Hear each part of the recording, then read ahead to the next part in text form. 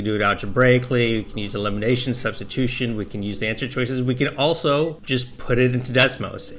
Welcome to the second SAT Desmos Hacks video. In the first video, we had an equation where we just punched into Desmos and got the answer. It was pretty easy. This one is a systems of equations. So it's two equations and two variables. So 6x plus 7y equals 28, 2x plus 2y equals 10. The solution to the given systems of equations is xy. What is the value of x? So obviously, we can do this all sorts of different ways. We can do it algebraically, we can use elimination, substitution, we can use the answer choices. We can also just put it into Desmos and see where the lines intersect and find that y coordinate. So let's do that. So I'm going to put that first equation in.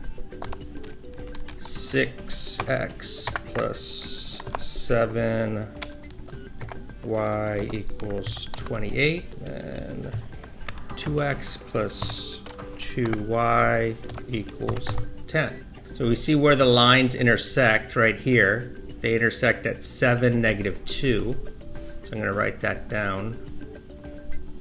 7, negative 2. What is the value of y? So not x, which is 7, y, which is negative 2. So the answer is A.